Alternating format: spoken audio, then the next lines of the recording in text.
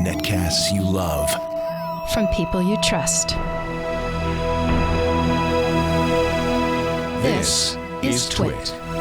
Bandwidth for TWiT specials is provided by CacheFly at CACHEFLY.com.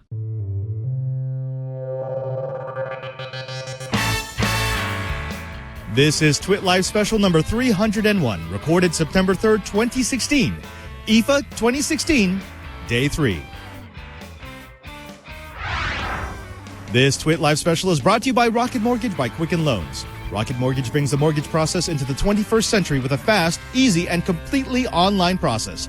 Check out Rocket Mortgage today at quickenloans.com/twit. We're really tired. Our dogs are barking and we've eaten entirely too much strudel. But the TWiT Army deserves our best, which is why we're back in Berlin, Germany for IFA 2016, Day 3.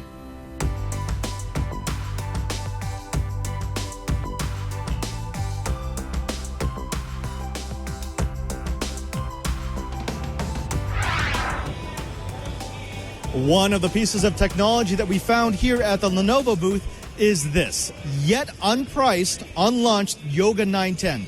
This is just a skosh over 1.5 pounds. It's a Core i7 processor with 16 gigabytes of memory, full HD monitor all the way up to 4K, and I got to tell you, it's a beautiful piece of kit. And yet, that's not the big story.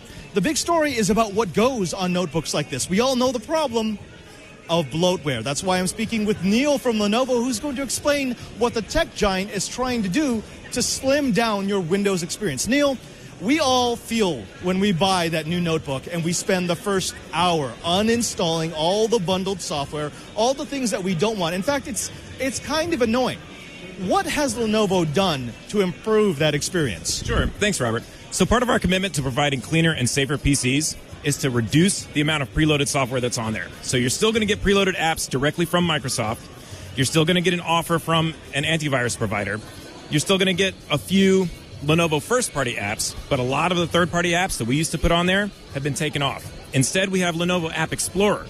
30 minutes after you first turned on your PC, it's going to present you with an opportunity to select apps to customize your PC, or you can say no thanks. You can uninstall Lenovo App Explorer right from the beginning. You don't have to use it.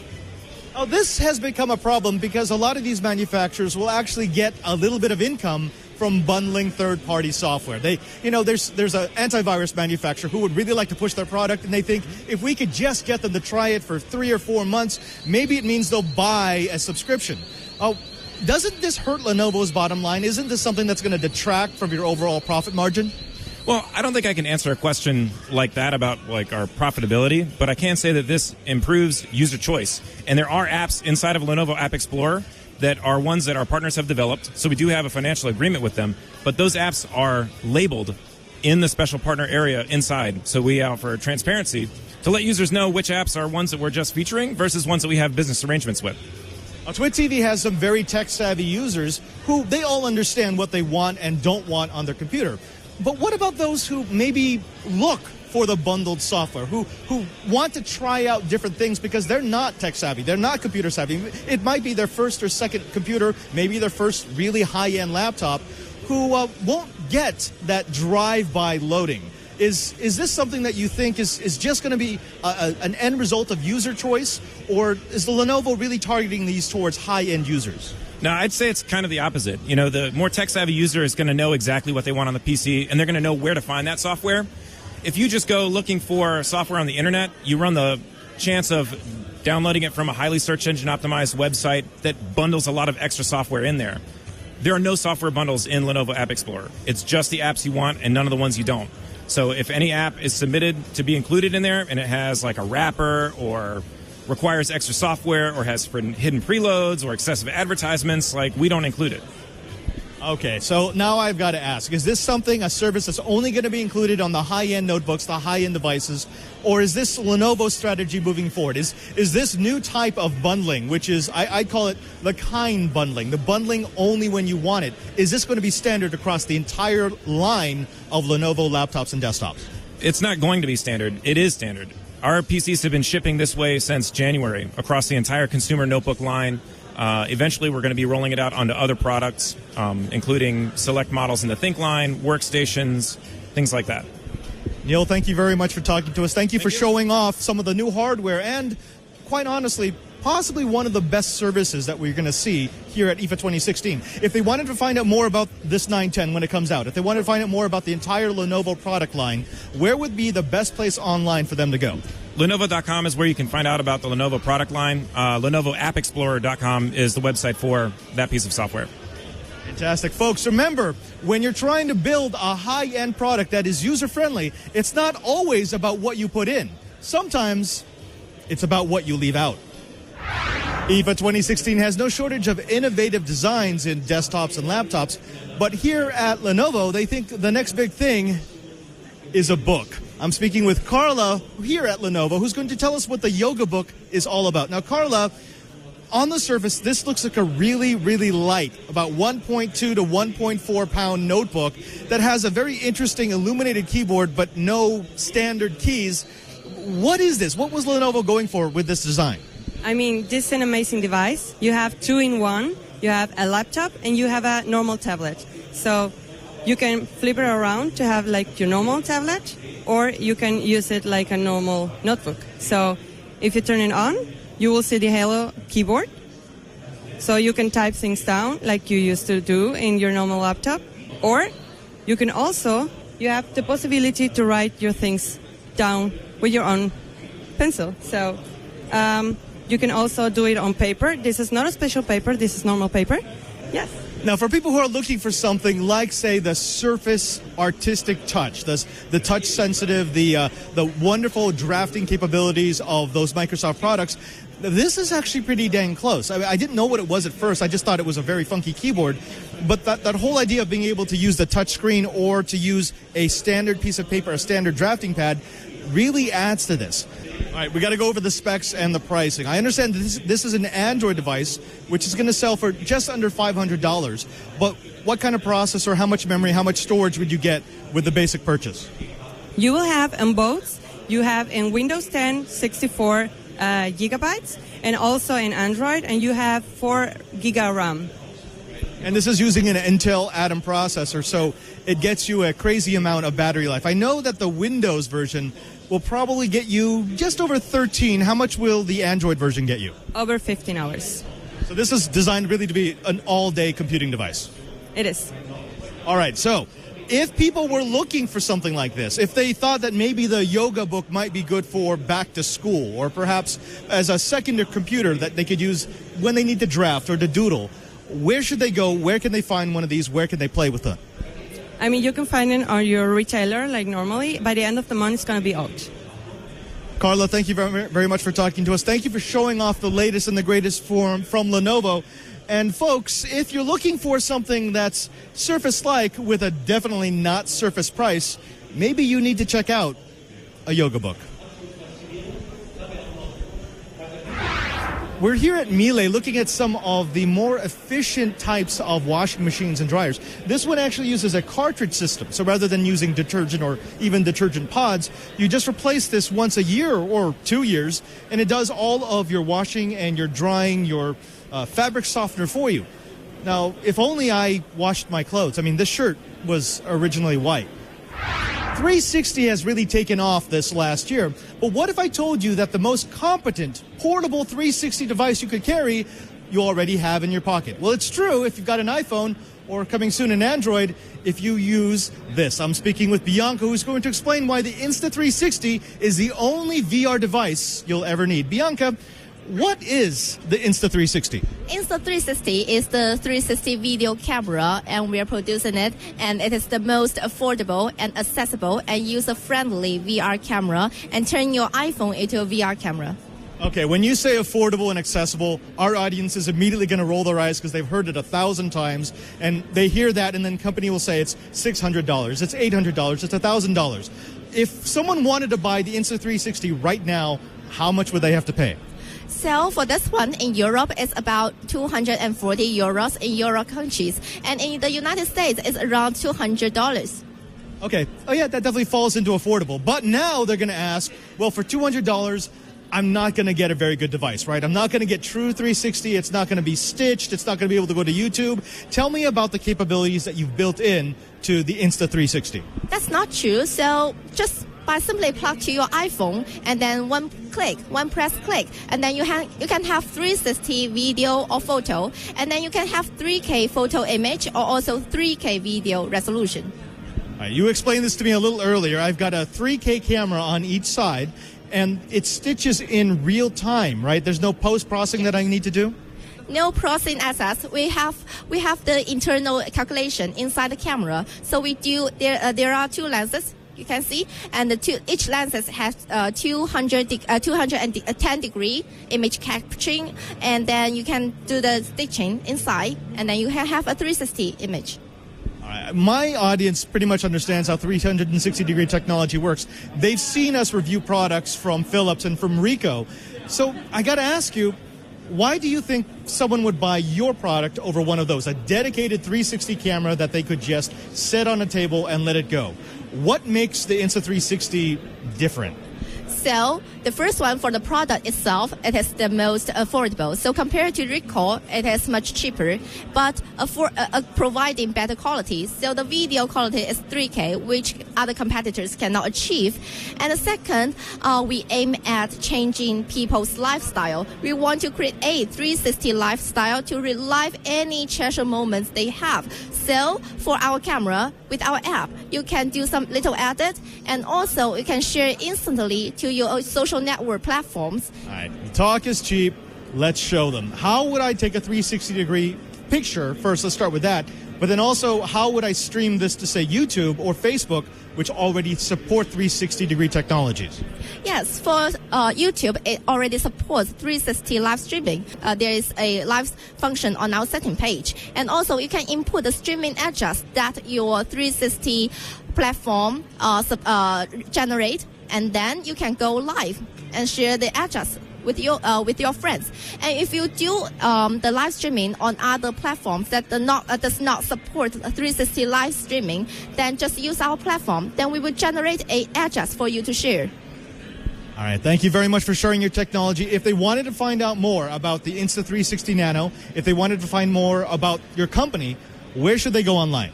www.insta360.com. Just check it out, and also follow us on our Facebook page. We've been speaking with Bianca, who has a dream in 360. There are those who will say that the Silicon Valley runs on ICs, or maybe on sugar. But us tech insiders know that the San Francisco Bay Area is fueled by caffeine, which is why we're here at Jura taking a look at the Z8. It's a high-end coffee maker that I think most of us in the States don't understand. That's why I'm going to speak with Martin.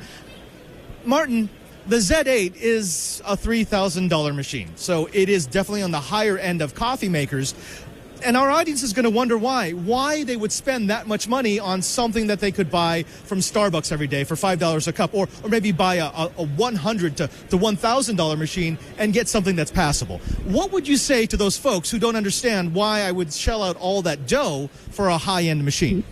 So with the Z8, you get the best coffee quality at the touch of a button. So we integrated the latest technologies, and so that you can really easily prepare a really good espresso, cappuccino, latte macchiato at the touch of a button. And in the tech industry, we've come to learn that, yes, you could buy an inexpensive machine for $500-600, but you'll end up buying one every year or every other year. You'll end up buying 6 machines rather than buying a single one, getting super high quality off of the bat. Now let's talk about this quality. What is the process for making coffee with the Z8? So you put in whole beans, you have a grinder inside and a brewing unit. So you just push the button, the grinder starts running, and the brewing unit will prepare the coffee, and it runs out in your cup. I love this. Now let's take a look at some of the tech that's contained within the Z8. Yes, you've got your little coffee ground repository up top, so you get to choose the kind of beans that are going to make your brew. You also get a selector switch in the back that lets you choose the coarseness or the fineness of your grounds, so you can find out exactly what kind of flavor do you want. Do you want it a bit harsher, a bit darker, a bit more acidic, or do you want it nice and smooth? We've got an almost 3-liter container on the side, so I've got plenty of water to spare. And I have the ability to make 2 shots at the same time, which means I could pour myself 2 quick cups of espresso or make a double shot for a latte. And I also have this. What is this little attachment on the side? That's a milk cooler. It's very important to have cool milk. Cool milk for the freshness, and cool milk prepares a better milk foam. Now, folks, this is probably my favorite part. I'm used to a Keurig, which gives us passable coffee, enough to wake me up in the morning. But imagine if at the swipe of your finger or the touch of this little knob, you get to choose exactly how much coffee you want, how strong you want it, and what kind of flavor. Do I want a latte? Do I want an espresso? Do I want an Americano? It's all here on the Z8. Now, Martin, let's give our audience the brass tacks here.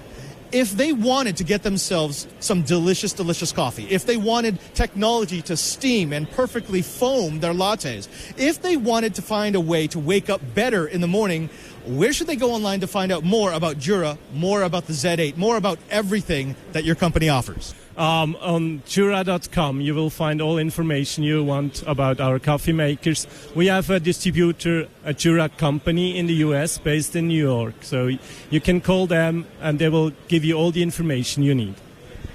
Martin, thank you for speaking with us. Thank you for sharing the secrets of coffee. I guess there's only one thing left, and that's for us to take a quick shot of coffee. Folks, if you want good quality coffee, check out the Z8. That's damn good coffee. And hot, too. Let's take a little break from our regular action because I want to talk about something that is actually quite important for tech journalism. We have seen over the past few years, anytime we have a major event like an IFA or a CES or an NAB, tech journalists like to complain. We like to dump on product categories. We like to show off the shortcomings of new pieces of tech. It's just kind of fun for us. Now, thankfully, TWiT tries to stay positive. We're futurists. We're optimists. We like when companies push the boundaries. We like when new product categories are started. And we like when companies iterate on what they've already innovated. Unfortunately, here at the show, we've had some examples of products that a lot of people are unhappy with. Samsung just had a recall of their flagship phone. Panasonic has products that won't ever reach American shores. But to me, that's just logistics, marketing, and competition analysis. What does get me upset is when we have a product category, one that has been around not for months, not for years, but for decades, that seems to be going in the wrong direction. And that's what exactly we got with home automation. There are 2 pavilions inside of IFA 2016 that are dedicated to IoT and home automation. Over the last few years, we've seen products that can bring them together, and yet these vendors still seem to insist that their products use proprietary protocols, that they use technology that's only found in that company. And so what you end up with is a solution that requires 3, 4, maybe even 5 vendors to work properly. Well, folks, that's simply unacceptable. What we'd like to see in the future is we'd like to see IFA give us more of what we're looking for. And that more is interoperability. That more is a way to have our devices communicate with one another so that we don't have to go with all those different vendors to make things work. After all, that's the heart and the soul of a tech conference. Now, I'm Robert Ballecer. Let's get back to the action. So you've seen the original Sphero, you've seen the Star Wars Sphero, BB-8, but have you ever wanted to use the Force to control him? Well, now you can, and it's all due to this little wrist here.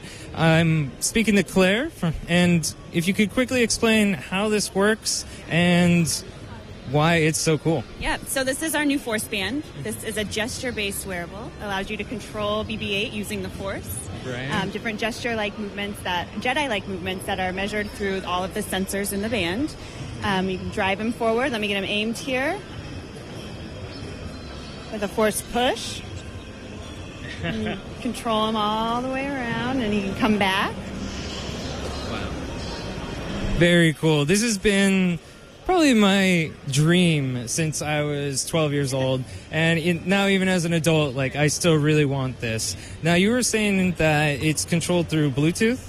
Yep, so they connect via Bluetooth LE, and there's also an app that goes along with it too. The band does more than just driving. There are different modes, different passive play patterns as well. Right. And that would be cool enough if it just worked with BB-8, but you can use it with the other devices from your lineup, right?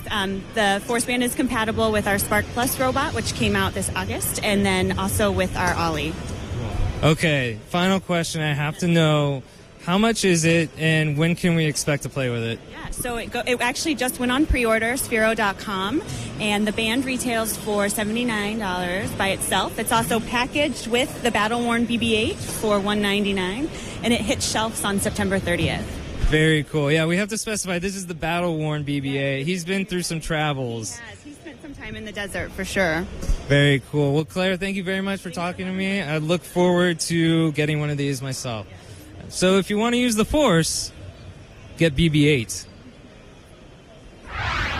We're coming back to the action at IFA 2016 in just a moment, but first let's pause to thank the sponsor of this TWiT Live special. Now let me ask you a question. Do you like the mortgage process? Well, of course you do, right? I mean, what could be more fun than opening up your financials to a complete stranger and basically going down on your knees and begging for money?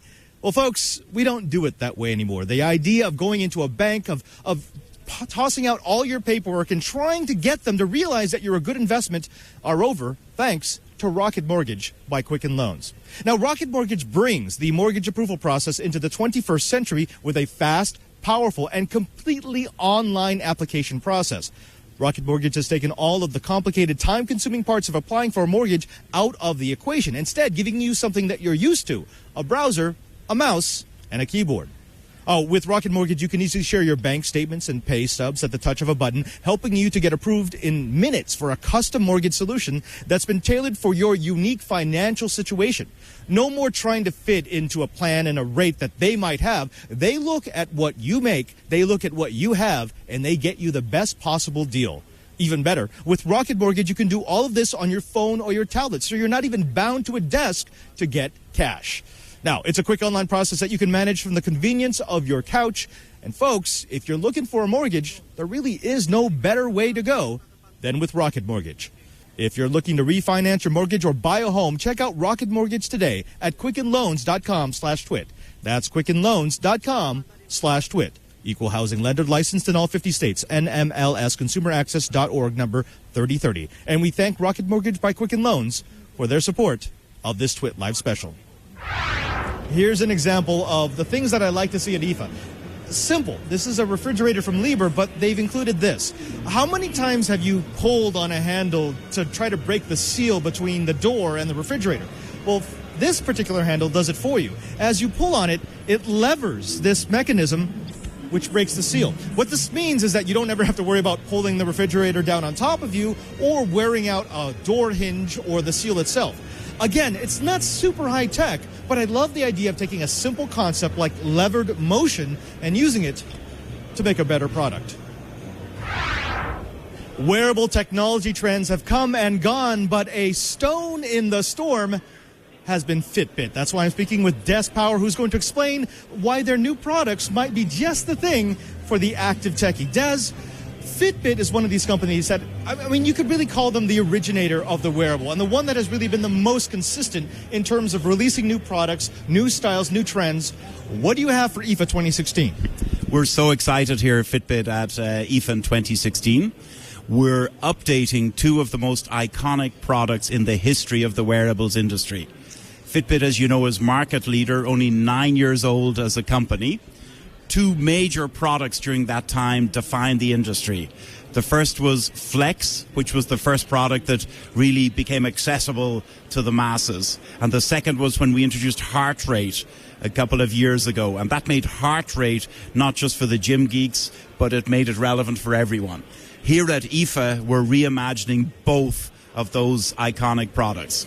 What are we doing? So Flex, a very dramatic new name, Flex 2. And so what we're doing with Flex 2 is, first of all, we're making it more elegant. Why are we making it elegant? Because it's not just about the 90 minutes in the gym, right? It's 24/7, and it's your workout, but it's also your night out. And Flex 2 is 33% smaller, and for the first time, we're making it swim-proof. Think about it. So you jump in the pool, you keep your Flex 2 on, and it's not just waterproof, but it's intelligent because it can detect how you're swimming up and down, either front crawl, butterfly, backstroke. It recognizes all of that, and it gives you credit for all the laps that you're doing. The second product that we're introducing here at the show is the successor to our most popular product ever, which is Charge HR. And the Charge 2, which we're showcasing at IFA, is an amazing product. A couple of things. First of all, we make the display 4 times larger. Why would we do that? Because we want to make the interface as friendly and as motivating as possible. That allows us to introduce 2 brand new features that we think consumers are just going to love. The first feature is a real fitness feature. It's called cardio fitness. You know, the professionals in the gym up to now have used VO2 max as a measure, you know, heart capacity, lung capacity, overall health. And now with Fitbit's cardio fitness, we're basically taking that VO2 max technology and giving a consumer a very friendly readout as to how they're doing versus their peer group. The second major innovation in Charge 2 is, you know, it's not just about physical health. If you look at the overall mission of Fitbit, it's about a real holistic well-being. And so, you know, now and again we all get a little stressed, right?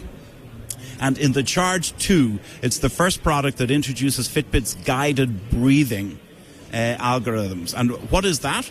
It's at a couple of moments during the day, you just take a couple of minutes out for yourself, right? And you can do a 2-minute or a 5-minute guided breathing program. But it uses the Fitbit Pure Pulse heart rate technology. So it assesses where your heart is currently, and then it designs a unique, personalized program just for you. It can be 2 minutes or 5 minutes, and it uses that wonderful screen I spoke about earlier to visualize when you should breathe in and breathe out. So 2 amazing innovations from the market leader in health and wellness, and launched here at IFA for the first time in the world. I love that. It's a wearable guided meditation device. Go figure, from Fitbit.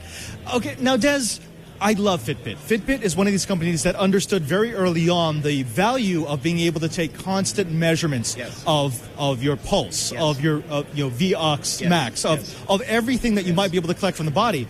But let me ask you, Gartner called wearables a multi-billion-dollar magic quadrant. There have been so many companies that have tried to break into the space, including Google and Apple and Samsung. But a lot of those don't have the staying power, and they don't have the attraction of Fitbit. It keeps coming back to your bands, to your UI, to your metric measuring software. Tell me, what's the special sauce? What is it that you think Fitbit does better than other players that has given you such staying power? It's a great question, right? And, you know, I've all the respect in the world for some of the great technology brands out there. But the one thing about Fitbit is this is what we do. This is truly what we do. So from the CEO to the CTO to the CMO, all the key functions within the company, it's about health and fitness. And, you know, others typically are involved in other activities and maybe have a health and fitness department. But every waking moment from our team, every investment dollar on R&D and marketing, on consumer research, it's only about health and fitness. And remember, our company is new, right? It's 9 years old. And the passion of our co-founders was really, we are going to put all our energy into make the world healthier by giving consumers choices. And I think that's the difference from our company. Okay, I like that. You know, the idea of a very focused company that knows what it does best, and keeps doing it. But we've got a very savvy tech audience, and some of them out there are going to be saying, how much longer can this go? I mean, it's nice to have a fitness band. It's nice to be able to measure my workout. It's nice that Fitbit is now expanding into non-active exercise, body wellness. But do you see a point at which they say, no, I'm going to get a watch from X vendor because I want far more functionality than just activity tracking? Or I'm going to wear a band on my leg because wearables have really expanded beyond something I wear on my wrist or on my back. In other words, where do you think Fitbit has to go? Or does Fitbit have to go anywhere? Will this continue to be the perfect magic quadrant for the next 10 years? So I'm unbelievably optimistic on the future. And the reason I'm optimistic is we're at the start. It's the infancy of this industry. Right? If you think, how do you define the industry? We started with fitness, right? You know, we move now into wellness. You know, this is part of a bigger story that ultimately is about health. And is there anything more important in people's lives than that? The technology is evolving, the consumer insights are evolving, you know, UX, user experience is evolving. I think we've done pretty good so far. I think we're only getting warmed up. Des, thank you very much for speaking with us. Thank you for sharing your technology and your vision. If they wanted to find out more about Fitbit, more about your IFA announcements, more about your entire product lineup, where can they go?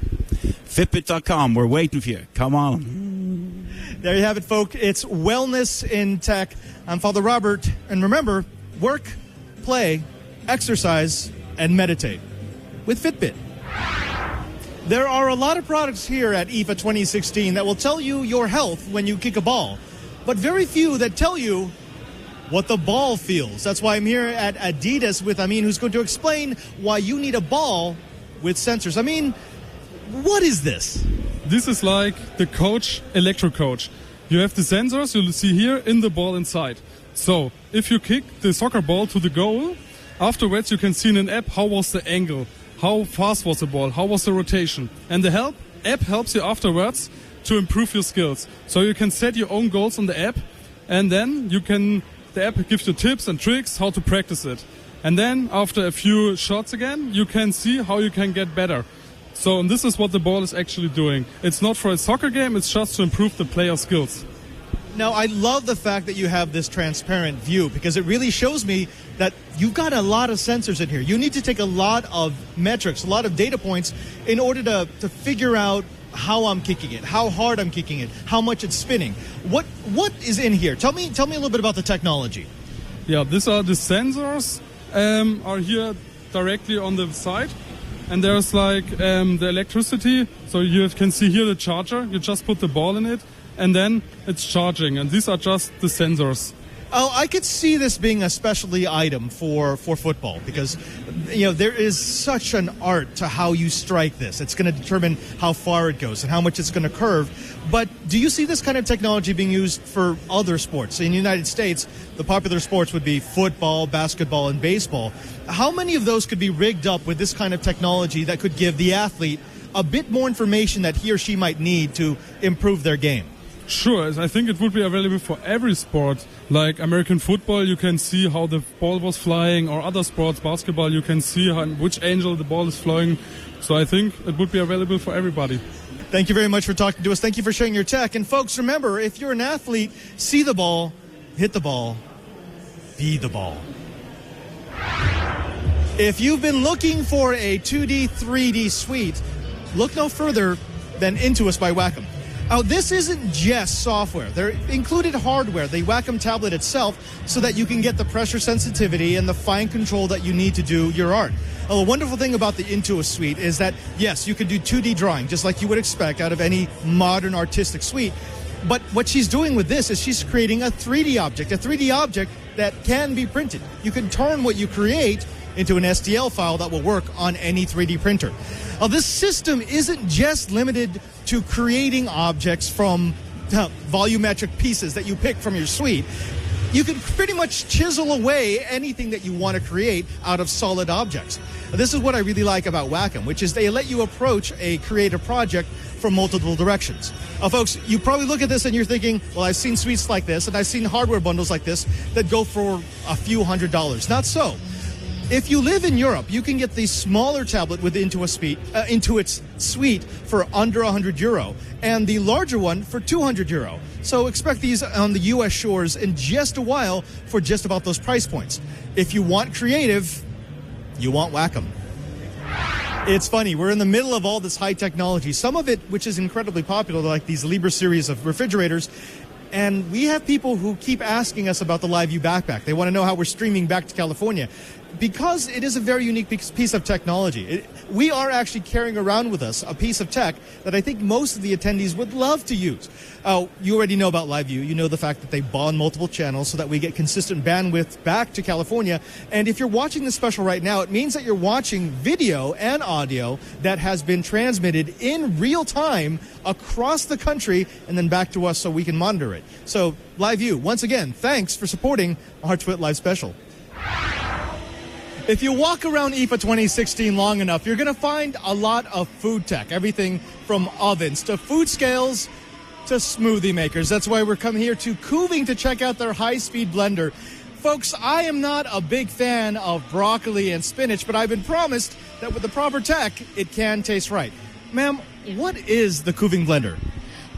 this is high-speed blender, so we can say this is we have multi-function of that and automatically control system. So you can just, if you want to make a smoothie, then you can just put the one button, then finish it. It takes just 1 minute, then, yeah. Oh, I've tried smoothies in the past with a traditional blender, and the problem is you leave a lot of the good stuff, the fiber behind, and in order to make it taste right, because you're chopping up a lot of, well, plant cells with chlorophyll, you have to put a lot of sweets. You've mixed a bunch of broccoli with a bunch of spinach with a little bit of apple and orange, and you've made this. Now, you tell me that this is not going to make me rich. Yeah. This is actually going to taste good. This is like medicine. You can enjoy without spinach flavor. Yeah, so you can, and kids also like it. Yeah. All right, so you've heard it. Kids tested, Padre approved. Let's find out.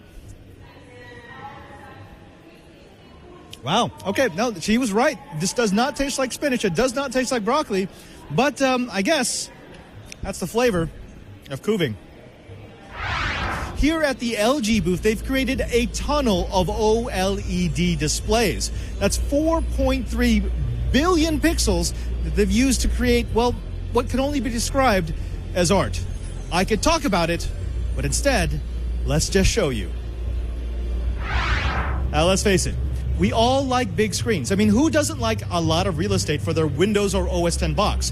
But not all big screens are necessarily good screens. And especially when we get into the curved screen area, we find a lot of products that are lacking in reproduction, color quality, and light leakage. That's why we've come here to the LG booth to take a look at their newest beautiful display. This is a 37.5-inch curved screen IPS monitor. Now, what you get with this is greater than 4K quality, and you get this wonderful 99% over sRGB color calibration. What this means is that you can use this for everything from video editing to, say, photo editing to gaming. Now, with a sub-millisecond response time, it also means that their in-plane switching doesn't leak light, so your really, really dark scenes stay really, really dark. It's not just a beautiful panel. I mean, that's something that we'd expect from LG, but they've included all the goodies to make this not just a good panel, but a great panel. You've got DisplayPort, you've got 2 HDMI, you've got USB-C and USB. But beyond that, the sound from behind me isn't coming from a soundbar. It's not from a dedicated sound system. It's from the built-in speakers. And when was the last time you bought a gaming monitor and was impressed by the internal audio? Now, this monitor will make its way to the U.S. shores in about a month, and it's going to be sold for just under $1,500.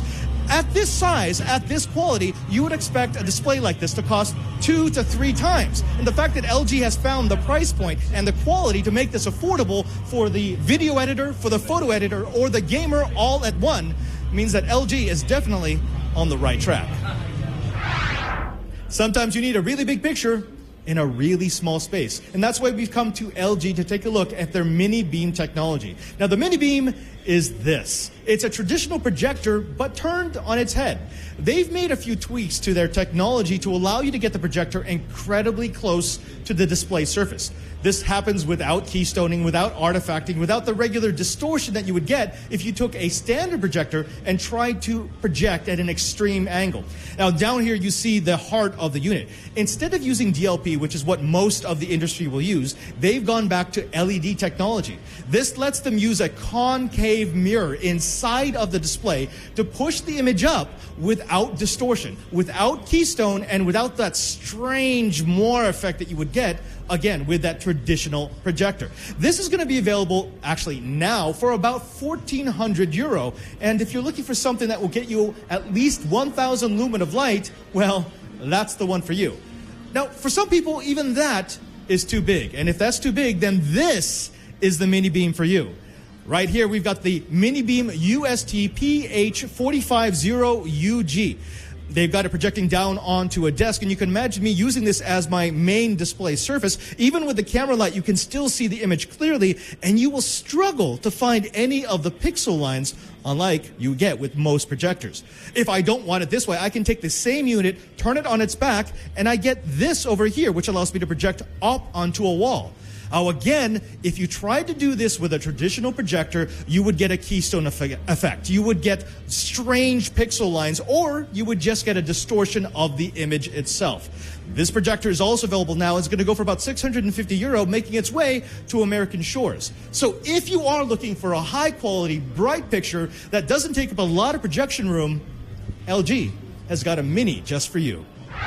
If you're looking for some truly drool-worthy technology in the display space, then look no further than this. This is the LG 77G6. It's the newest in their signature series, the premier line of LG displays. Now, not only is this a big display, but it uses OLED. Now, let's do a quick 101 lesson here. A lot of the displays that you'll find at IFA 2016 still use LED. That means you've got a beautiful LED panel in front of some sort of white light source. Now, that's good because you can get a lot of light through it, but it also means you don't get the blackest blacks, you don't get the whitest whites, and sometimes the color contrast is slightly off.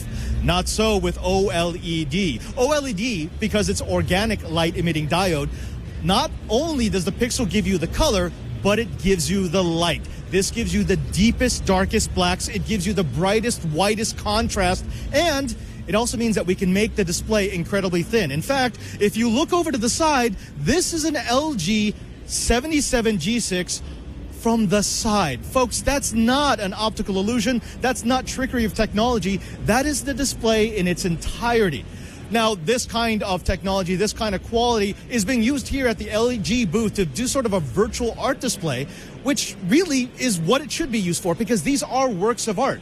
It's not going to be cheap, though. If you want to get one of these, you better start saving your pennies because the 77G6 is going to go for a cool $13,000. Still, if you want no compromise display, one that's worthy of an art gallery, you'll find it here at LG.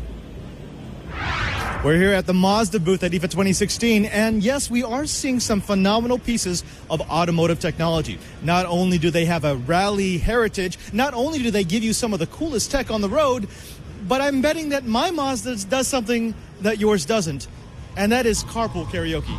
Let's take a listen.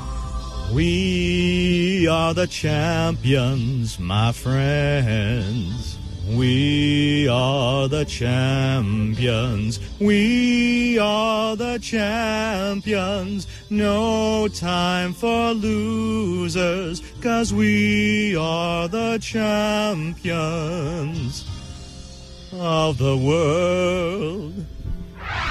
You can see behind me that people are streaming out of the convention center, which means that it's the end of the day here at IFA 2016. And it also means that it's the end of our coverage for TWiT TV. We've seen everything from Samsung's newest watch to a phone that's been recalled to some really interesting transportation devices, some personal technology, and yes, more than a few interesting new bits of high tech. Until next time, I'm Father Robert Ballecer, the digital Jesuit, saying goodbye from IFA 2016.